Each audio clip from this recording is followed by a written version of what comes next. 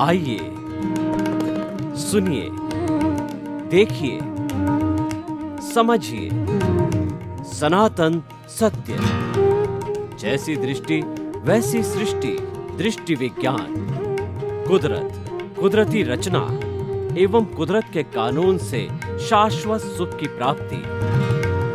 जोधपुर के परम पूज्य महात्मा उपासक प्रोफेसर डॉक्टर सोहन राज तातेड़ के निर्देशन में सनातन सत्य।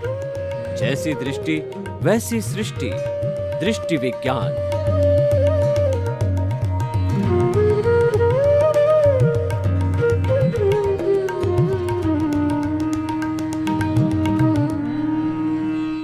भाई और बहनों, मातृशक्ति को नमन। सनातन सत्य यह कार्यक्रम कुदरत, कुदरती रचना और कुदरत के कानून पर आधारित है। सनातन सत्य के माध्यम से हम आपको इस ब्रह्मांड की रियलिटी, अल्टीमेट ट्रुथ, सार्वभौम सत्य देना चाहते हैं, आपको सम्यक दर्शनी बनाना चाहते हैं, ताकि कि आपका वर्तमान जीवन अच्छा बने और आगे का जीवन भी अच्छा बने। यह सारा कार्य हम अलग अलग एपिसोड्स के माध्यम से करते हैं। तो आज हमारा बहुत सुंदर एपिसोड है जिसका विषय है विनाशी अविनाशी।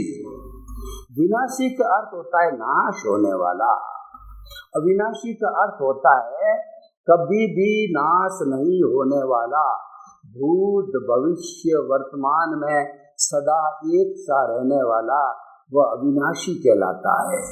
इस सारे ब्रह्मांड के अंदर एक आत्म तत्व ही ऐसा है जो अविनाशी है, और उस आत्म तत्व को छोड़ करके जो इस पूरे ब्रह्मांड में समस्त जो वस्तुएं हैं, चीजें हैं, पुद्गल है, मैटर है, वो सारा विनाशी है। जड़ विनाशी है और चेतन तत्व अविनाशी है। इन दोनों का हमें अच्छी तरह से भेद समझना है कि जड़ कभी भी चेतन नहीं हो सकता, चेतन कभी भी जड़ नहीं हो सकता। चेतन के गुण अलग है, जड़ के गुण अलग है। चेतन गलन मिलन धर्मा है, यानी कि वह मिलता है, जुलता है, टूटता है और उसका रूपांतरण होता है। ठोस द्रव में बदलता है, द्रव गैस में बदलती है, गैस वाइब्रेशंस के अंदर बदलती है। लेकिन इस पूरे ब्रह्मांड के अंदर जो मैटर है, जो अविनाशी तत्व है, वह उसके पर्याय बदलते हैं, उसके मोड्स बदलते हैं। लेकिन सब कुछ बदलने के बाद भी इस पूरे ब्रह्मांड की जो एनर्जी है, जो शक्ति है, वह हमेशा एक सी बनी रहती है। आइंस्टीन नाम के वैज्ञानिक ने इस पूरे ब्रह्मांड की एनर्जी को E=mc² के माध्यम से बताया। E का मतलब एनर्जी, m का अर्थ मास और c जो एक कांस्टेंट है, यानी पूरे ब्रह्मांड की सारी एनर्जी भूत भविष्य वर्तमान हर क्षण के अंदर एक सी रहती है। उसका रूपांतरण अवश्य होता है, लेकिन उसकी क्वांटिटी, उसकी मात्रा के अंदर कोई अंतर नहीं आता है। ये बहुत बड़ी विशेषता है। और दूसरा जो विनाशी है, क्योंकि ये रूप बदलता रहता है, इसका ट्रांसफॉर्मेशन होता है, तो वो जो गलन मिलन धर्मा होने के साथ साथ के अंदर, इसके अंदर कोई तरह की फीलिंग्स नहीं है, ये कोई सुख दुख की अनुभूति नहीं करता है। ये तो मात्र एक साधन के रूप के अंदर जो है काम के अंदर आता है, पुद्गल मैटर, इसको सारा विनाशी कहा जाता है। हमारे शरीर को देखिए, हमारा शरीर है, यह भी विनाशी है, और इसके अंदर जो आत्म तत्व मौजूद है वह अविनाशी है। तो ये सुंदर परिभाषा हमें बहुत अच्छी तरह से समझ करके अपने जीवन को, अपने लाइफ को डिजाइन करना है कि हमें जो विनाशी है वो टेम्परेरी है, अविनाशी परमानेंट है, क्योंकि कभी बदलता नहीं, हर अवस्था में एक सा रहता है, तो वो परमानेंट है। तो हमें जो है टेम्परेरी को पाने की लालसा रखनी चाहिए, उसका प्रयास करना चाहिए, या परमानेंट की प्राप्ति के लिए प्रयास करना चाहिए। हमने विनाशी की सारी परिभाषा की, और ये चतुस्पर्शी और अष्टस्पर्शी दो तरह के स्पर्श के होते हैं। चतुस्पर्शी जो पुद्गल होता है, वह पुद्गल जो आंखों से दिखाई नहीं देता है, जैसे कि हमारा कार्बन शरीर है, ये जो है चतुस्पर्शी पुद्गल है, आंखों से और किसी भी वैज्ञानिक लेबोरेटरी से दिखाई नहीं देता है, लेकिन ये जो है बहुत ही शक्तिशाली होता है। जितना सूक्ष्म तत्व होगा वो शक्तिशाली होगा स्थूल की तुलना के अंदर। और भगवान महावीर ने जो है पुद्गल की परिभाषा करते हुए कहा कि इसका जो सूक्ष्मतम रूप परमाणु है, वह परमाणु है इनडिविजिबल, और जो है वो इंडेस्ट्रक्टिबल है, उसको और नहीं तोड़ा जा सकता है, और जो उसके टुकड़े नहीं किए जा सके। अभी वर्तमान के अंदर विज्ञान ने अणु को तोड़ करके और प्रोटॉन, न्यूट्रॉन और ग्लूकोन और जो है वो गोल्ड पार्टिकल वगैरह, बोसोन वगैरह, कितने कितने पार्टिकल उससे जो तोड़ करके निकाले, और उस अणु को वो तोड़ते ही जा रहे हैं, लेकिन जो अंतिम जो परमाणु बचेगा उसको और नहीं तोड़ा जा सकता। भगवान महावीर ने कहा कि ये इटर्नल है, ये विशुद्ध अवस्था में होता है परमाणु, और ये जड़ की विनाशी की सबसे छोटी इकाई है। और ये जब 1 से 2 होते हैं, 4 होते हैं, 8 होते हैं, तो वो जो है द्विपरमाणु, चतुर्परमाणु, अष्टपरमाणु ऐसे बनकर के और सारी सृष्टि का जो है वो निर्माण करते हैं। तो परमाणु है न किसी को रोकता है, न परमाणु किसी से रुकता है, वह इतना सूक्ष्म है, और वह भी जो है अविनाशी तत्व होने के साथ साथ में इटर्नल है। अब हम अविनाशी तत्व की बात करते हैं। अविनाशी तत्व केवल एक तत्व है, वो कि हमारी चेतना, कॉन्शियसनेस, आत्मा, और इसको जो है हमें भारतीय संस्कृति के अंदर कुल 23 नाम दिए गए, अलग अलग नामों से अलग अलग धर्म दर्शन ने उसको पुकारा है, लेकिन सबका अर्थ एक ही है कि मैं जिस शरीर के अंदर जो मुझे बुला रहा है, और जो जिसकी एनर्जी से, जिसकी ताकत से मैं हर तरह की प्रवृत्ति करता हूँ, बोलता हूँ, खाता हूँ, पीता हूँ, उठता हूँ, बैठता हूँ, ये सारा जो होता है वह जो है वह इस अविनाशी तत्व की मदद से, उसकी ताकत से, उसकी प्रेजेंस से होता है। तो सबसे पहले हम उस अविनाशी तत्व आत्मा की परिभाषा करेंगे। असंख्य चेतनामय परमाणुओं के पिंड को आत्मा कहा जाता है, यानी इस चेतना के जो है असंख्य चेतनामय परमाणु हैं, और उन चेतनामय जो है परमाणुओं को हम चित्त कहते हैं, इसीलिए आत्मा को अनंत चित्तों वाला भी कहा गया है। और यह जो है ज्ञान दर्शन वाला होता है, यह फीलिंग्स करता है, ग्रोथ करता है, और इसके साथ साथ में सुख दुख की अनुभूति करता है। इसके कुल 9 कैरेक्टरिस्टिक बताए गए हैं, और विज्ञान में भी जो है कॉन्शियसनेस के 9 कैरेक्टरिस्टिक बताए हैं, यानी जो हमारा चेतन तत्व, कॉन्शियस तत्व है, वह भी तत्व जो विज्ञान की दृष्टि से भी विज्ञान सम्मत है। अब इस जो है अविनाशी तत्व की हम बात करते हैं कि अविनाशी तत्व के साथ के अंदर ये जड़ पदार्थ मिल गया। अब हम दोनों के कॉम्बिनेशन की बात करते हैं, दोनों का जो दोनों का मिलाप है उसकी बात करते हैं कि अनादि अनंत काल से यह जो जड़ तत्व है, जो विनाशी तत्व है, ये आत्मा के साथ के अंदर मिल गया। इसके लिए भगवान महावीर को उनके शिष्यों ने प्रश्न किया, प्रभु ये जो आत्मा के साथ कार्बन शरीर जुड़ा हुआ है, चतुस्पर्श से जुड़ा हुआ है, कॉजल बॉडी है जिसकी वजह से ये आत्मा भव भवांतर करती है, तो कृपया आप बताइए कि ये जो है विनाशी तत्व अविनाशी आत्मा के साथ के अंदर कब जुड़ा। तो भगवान को भी इस प्रश्न का उत्तर ध्यान नहीं था। इन्होंने प्रति प्रश्न किया अपने शिष्यों को कि आप बताओ कि पहले मुर्गी हुई या अंडा। तो वो सभी जो है शिष्य आपस में बातचीत करते रहे, किसी को उत्तर ध्यान नहीं आया।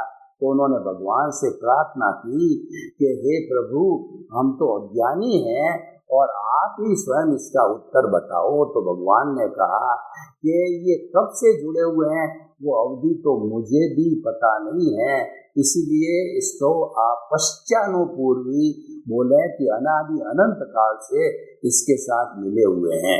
अब मिले हुए हैं तो उससे तो हमको लाभ नहीं हो सकता। हमें तो इन दोनों को अलग अलग करना है, सेपरेशन करना है, तभी लाभ होगा।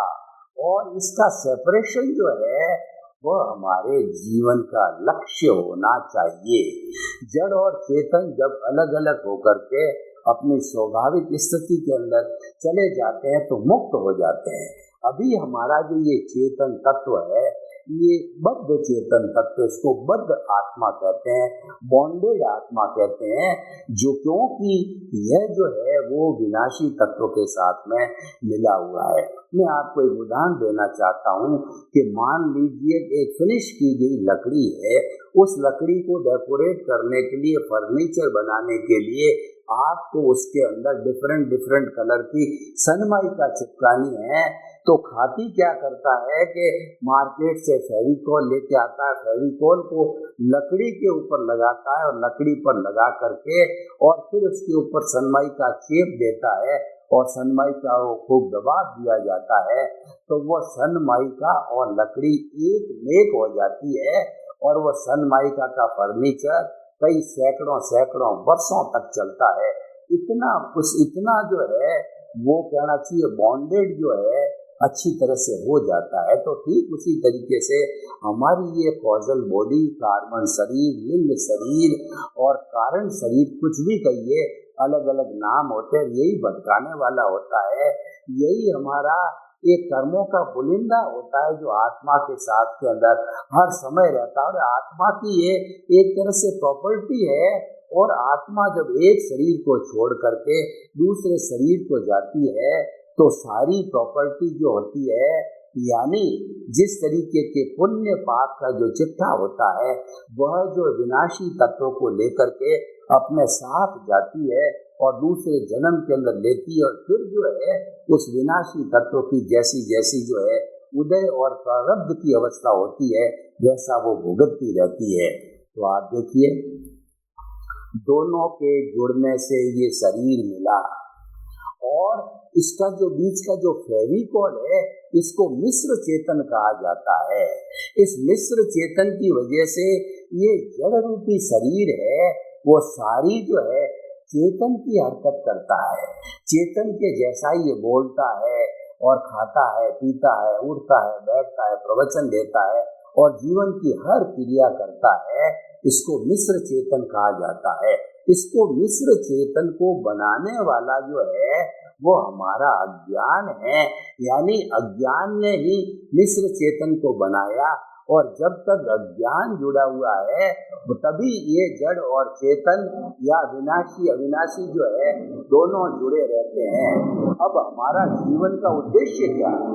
अब मैं अपने जीवन को उद्देश्य यह बताना चाहता हूँ कि इसको अलग किया जाए, इनको अलग करना है, ये जीवन का मुख्य उद्देश्य होना चाहिए।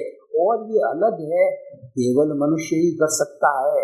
मनुष्य जैसा प्राणी है जो मुक्ति को जा सकता है, salvation, emancipation, free from all the karma, free from the bondage जो है केवल मनुष्य हो सकता है। कहने का अर्थ ये मुक्ति में जाने का पट्टा, लाइसेंस है केवल मनुष्य को ही मिला हुआ है।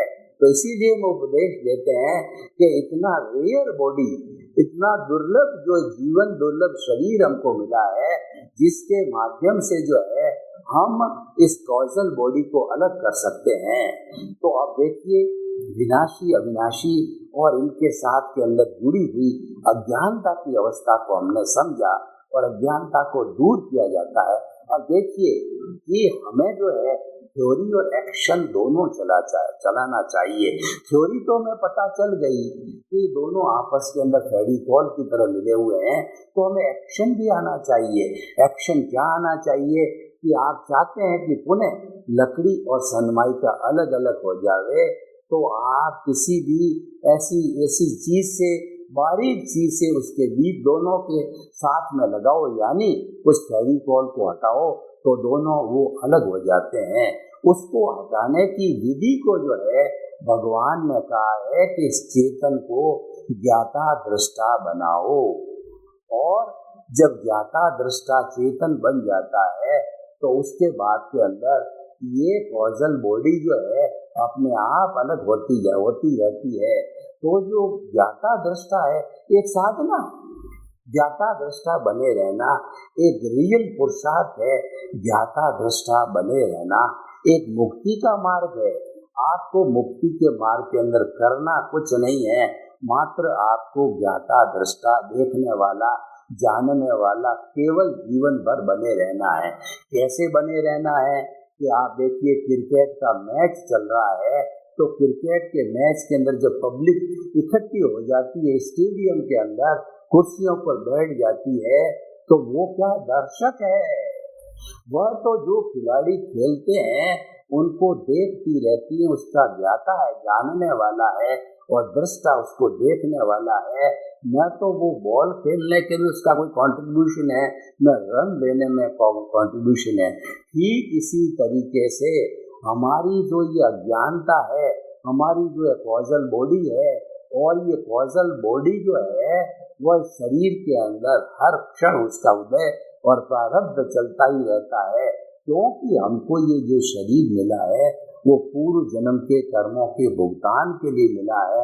मात्र इसका यही फंक्शन है, इसके अलावा इस शरीर का कोई फंक्शन नहीं है।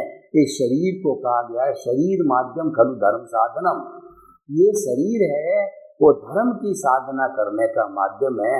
धर्म की साधना क्या है कि आपके भीतर जो अविनाशी चेतन तत्व है उसको ये शरीर का जो मन वचन काया रूपी जो पुतला है ये क्या कर रहा है, मात्र उसको देखते रहो, जानते रहो, उससे मुक्त रहो। देखिए हमारा सनातन सत्य जो है ये कुदरत की रचना और कुदरत के कानून पर आधारित है। तो कुदरत की रचना कैसे लागू होती है? कुदरत की रचना इस विनाशी तत्व पर लागू होती है।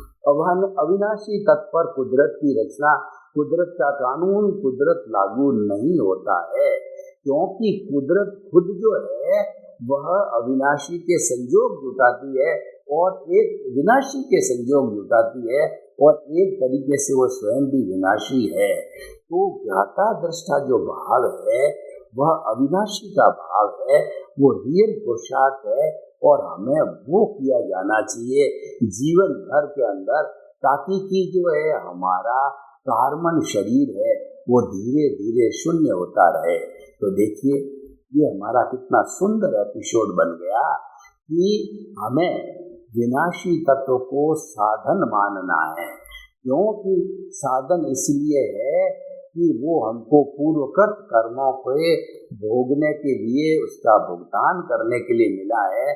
तो कोई भी चीज का कार्य करने के लिए साधन की आवश्यकता होती है, तो केवल ये साधन मात्र है। इस साधन को देखते रहो, जानते रहो, क्योंकि जो कुदरत का कानून क्या है, कुदरत क्या कहती है कि कोई भी जीवित प्राणी जो भी जन्म लेता है वो मेरे ताबे आ जाता है और मेरे अंकुश में आ जाता है, मेरे कंट्रोल में आ जाता है, और सारे नियम कानून कायदे मेरे लागू होते हैं, और मैं ही संयोग जुटाता हूँ, और संयोग जुटाने में पूरा मैं न्याय करती हूँ कि जो जो जिसका उपादान है, जो जो वो पीछे से लायबिलिटी लेके आया है, जो कर्जा लेके आया है, और किसके साथ में क्या व्यवहार अच्छा या बुरा किया है, उस व्यक्ति को उदय प्रारब्ध आने के साथ में लाके खड़ा कर देता हूँ, और दोनों एक दूसरे का हिसाब क्लियर कर लेते हैं। तो ये जो है विनाशी और अविनाशी का जो एपिसोड है वह हमें भेद विज्ञान सिखाता है। भेद विज्ञान का अर्थ होता है भेद कीजिए, दोनों को अलग अलग कीजिए, और जब तक हम दोनों को अलग अलग नहीं कर लेंगे तब तक हम शाश्वत सुख, सनातन सत्य की अंतिम परिणति है वह शाश्वत सत्य की है। यानी शाश्वत सत्य हम कैसे प्राप्त करें, शाश्वत सुख की हम कैसे प्राप्ति करें, वह एक एपिसोड के माध्यम से ही होता है। वह जो है वह स्थिति हम खुद बना सकते हैं। हम खुद जो है वह बिल्कुल मुक्त रह करके उस स्थिति को बना सकते हैं। तभी तो ये हमारे दो महत्वपूर्ण सिद्धांत हमको सनातन सत्य से मिले हैं कि जो मन वचन काया जिससे प्रवृत्तियां होती है और उससे उसकी अवस्थाएं बनती है, वो अवस्था मात्र कुदरती रचना है, कुदरत के द्वारा संचालित है, वो स्वतंत्र है, वह विनाशी है और वो मात्र भोगने के लिए ही है। उसको जो है भोगा जाना आवश्यक होता, तो उसका जो जैसा जैसा भोग चल रहा है, जैसा जैसा भुगतान चल रहा है, उस भुगतान को चलने दो और हम उसके अंदर जो है क्यों टांग अड़ावे। देखिए, मैं आपको उदाहरण देना चाहता हूँ कि जब मोटरसाइकिल चल रही हो और तेज स्पीड में और आपने उसके अंदर बीच के अंदर उसको रोकने का प्रयास किया, आपने हाथ डाल दिया तो आपकी अंगुली कट जाएगी।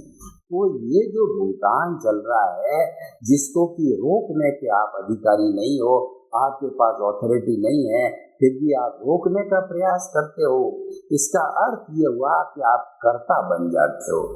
ये कुदरत तो कहती है कि कर्ता तो व्यवस्थित शक्ति यानी कर्ता तो मैं हूँ, और आप जो है अपने अहंकार के वशीभूत कहने लग जाते हो कि कर्ता मैं हूँ, यानी मैं और मेरा, यह कार्य मैंने किया, यह घर मैंने बनाया, ये धन संपत्ति मैंने इकट्ठी की और इस घर का मालिक मैं हूँ। मैं और मेरा का सारा राग अलापते हो, तो इस राग अलापने के कारण जो है कर्ता बनने के कारण ऑनरशिप और डूअरशिप के कारण आपके फिर कॉजेज बनते हैं और फिर कर्म जो है वो इकट्ठे होते हैं संचित और जो है वो क्रियमाण, और उसके बाद के अंदर आप इसको प्रारब्ध के रूप में भुगतना पड़ता है। तो हम न तो स्वयं कर्ता बने, न इस विश्व के किसी भी व्यक्ति को कर्ता माने। जब कर्ता नहीं बनेंगे तो हमारे किसी भी तरह के कर्मों का बंधन कहिए या कॉजेज इकट्ठा होने का कोई कारण नहीं बनेगा। तो निष्कर्ष की भाषा में कहना चाहता हूँ कि जो अविनाशी तत्व सच्चिदानंद है, सत का मतलब अविनाशी, चित्त का मतलब वो ज्ञान दर्शन वाला है, और जो है आनंद उसका लक्षण है, और जो विनाशी तत्व है वो जड़ है, उद्गल है, वो गलन मिलन धर्मा है, वो वर्ण गंध रस स्पर्श वाला है, उसके पर्याय बदलते रहते हैं, तभी ये संसार बना है। तो दोनों इटर्नल है, दोनों अलग अलग हैं, और लेकिन ये अनादि अनंत काल से जुड़े हुए हैं। इनको अलग करना, भेद विज्ञान करना, वो आज के हमारे इस जो है एपिसोड का या सत्संग का मुख्य विषय है। ये जो हमारा जितना भी जड़ पदार्थ है, जितना भी मैटर है, वो मैटर जो है वो टूटता रहता है, उसके अंदर फ्यूजन होता है, कॉम्बिनेशन होता है, उसमें गलन मिलन धर्मा होता है, वो वर्ण गंध रस स्पर्श वाला होता है, और उस पर जड़ के कानून लागू होते हैं, उस पर कुदरत के कानून लागू होते हैं। जितना भी जड़ का संसार है, जितने सारे जड़ पदार्थ है, वो सब कुदरत के अधीन रहते हैं। चेतन का जो पाला है, जो हम अविनाशी की बात करते हैं, उस पर कुदरत का कोई भी कानून नहीं लागू होता है, उसका स्वयं का संसार होता है, उसके स्वयं के कानून लागू होता है। तो दुनिया में अविनाशी तत्व केवल एक ही है, वो सोल है, और वह सोल जो है वह हमेशा भूत भविष्य वर्तमान में एक सा ही रहता है, और सबका सामान्य दृष्टि से देखें तो वह सोल सबकी एक समान है। चाहे 84 लाख जीवा योनि में किसी के भी जीवित प्राणी की सोल को देखो कि वह सारी एक सी है, और कोई फर्क नहीं होता किसी भी सोल के अंदर। क्यों नहीं होता है? कि वो जो है मूल स्वरूप में वो स्थायी रूप से अविनाशी है, अनंत ज्ञान, अनंत दर्शन, अनंत शक्ति और अनंत सुख का धाम है, और वो ज्ञाता दृष्टा है, और वह जो है मुक्ति में जाने की अवस्था में ही होता है। मात्र उसको अज्ञान ने रोक के रखा है। वो अज्ञान जो है रॉन्ग बिलीफ है, जब समाप्त कर दी जाती है और राइट बिलीफ की प्राप्ति होती है तो अपने स्वरूप में विलीन हो जाती है। और मैं जो है वो ये बात करूं जो है वो वेदांत की दृष्टि से, तो जीव है ब्रह्म के अंदर विलीन हो जाता है। तो हम ये बताना चाहते हैं कि हमें इस दोनों के कॉन्सेप्ट को समझना बहुत जरूरी है। वैसे विनाशी तत्व है, उसका भी जो न्यूनतम जो रूप है परमाणु, भगवान महावीर ने बताया कि प्राणी परमाणु जो है वह जड़ का या निर्जीव चीज का सबसे सूक्ष्मतम रूप है, जो कि न तो नॉन डिस्ट्रक्टिबल है और वो जो है नॉन डिविजिबल है। न तो उसके टुकड़े हो सकते हैं, न उसको समाप्त किया जाता है, न उसको विज्ञान की किसी भी दूरबीन से देखा जाता है। वह जो अत्यंत वो चतुष्पर्शी जो भी सूक्ष्म है, केवल ज्ञानी पुरुष ही उसको देख सकते हैं। प्रत्यक्ष ज्ञानी केवल दर्शन के और जो है आपका जो है मन प्रयोग ज्ञान और जो है जो अवधि ज्ञान और जो उसके साथ के अंदर तीसरा जो हमारा ज्ञान, ये जो केवल ज्ञान होता है वही वाला उस व्यक्ति को देख सकता है। तो विनाशी अविनाशी ये हमारा जो परमात्मा स्वरूप आत्मा है, ये अविनाशी है, ये सच्चिदानंद है। सत का मतलब अविनाशी होता है और चित्त का मतलब ये ज्ञान दर्शन वाला होता है।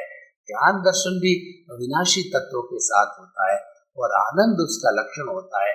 आनंद लक्षण भी अविनाशी तत्वों का होता है और वो जड़ के अंदर आनंद की अनुभूति नहीं, मात्र वो आरोपित जो है अज्ञान वाला आनंद है कि हम रोटी में जो है सुख की अनुभूति करते हैं, हम कपड़े में सुख की अनुभूति करते हैं, या जो है हम जो है व्यवहार में संबंध में इन चीजों के अंदर सुख की अनुभूति करते हैं।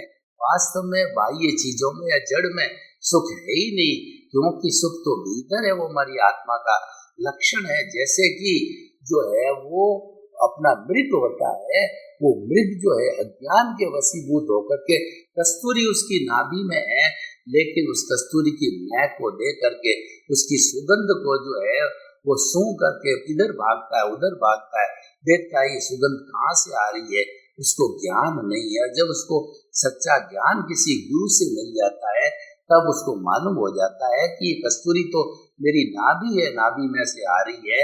तो ये वास्तव में जो परम सुख है वो हमारी आत्मा का लक्षण है, वो बाहर कहीं नहीं है। बाहर तो जो है वो उसकी अभिव्यक्ति है, वो मात्र जो हमारी भ्रांति है। और वैसे देखा जाए तो सुख दुख ये केवल मान्यता है, इसका कोई एग्जिस्टेंस नहीं होता। कैसे नहीं होता है, मैं आपको उदाहरण के तौर पे बताऊं। हम मंदिर से बाहर आते हैं तो हमने एक 10 रुपए का नोट किसी बैगर को, किसी भिखारी को दिया, बहुत खुश होता है कि आज हमें बड़े महाशय मिले और एक साथ जो 10 रुपए मिला, क्योंकि उसको 1-1 रुपया करके मिलता है। कई लोग, बहुत से लोग देते भी नहीं है। और अब देखिए दूसरा एक टिप टॉप व्यक्ति जो है, वो व्यक्ति जो है बेकअप वाला व्यक्ति पास में से आता है, वेल टू डू आता है, उसको हम 10 रुपए का जो है नोट ऑफर करते हैं तो अपनी इंसल्ट फील करता है, तो उसको तो दुख की अनुभूति हुई। पैसा 10 रुपया वही है, बैगर को तो सुख की अनुभूति, उसको दुख की अनुभूति हुई। इसका मतलब ये हुआ कि सुख दुख वास्तव में ये केवल मान्यता है, ये भ्रांत मान्यता है, क्योंकि ये जो सुख है वो कहीं बाहर है ही नहीं है, ये तो आत्मा का लक्षण है, ये तो भीतर ही मिलता है। तो अगर सुख में गोते लगाने, आनंद की प्राप्ति करनी, सुख कहिए, आनंद कहिए, प्रसन्नता कहिए, इसकी प्राप्ति करनी तो आपको भीतरी जगत में जाना पड़ेगा, क्योंकि बाहरी जगत में इसका एग्जिस्टेंस तो है ही नहीं। बाहरी जगत तो केवल व्यवहार का है और व्यवहार जगत सारा रिलेटिव जगत है और वह ज्ञान से भरा पड़ा, वो आरोपित है, वो माया है, वो मिथ्या जगत है। तो हम आपको ये कहना चाहते हैं कि जो है हमें वो आज का जो विषय है उसके अनुरूप जो है हमें ये विनाशी अविनाशी को समझना बहुत ही जरूरी है कि ये जो सुख है वो अविनाशी में है और विनाशी में आप जो है सुख ढूंढते हो, तो ये आपका ज्ञान और इसकी भ्रांति है। इस भ्रांति को हटाओ और ये भ्रांति कब हटेगी? जब हम भीतर के संसार में गोते लगाएंगे, जब हम सत्संग करेंगे, जब मैं स्वरूप की जानकारी करेंगे कि आखिर मैं कौन हूँ और जो ये जो बुला रहा है वो क्या चीज है जिसकी की ताकत से ये शरीर बोल रहा है।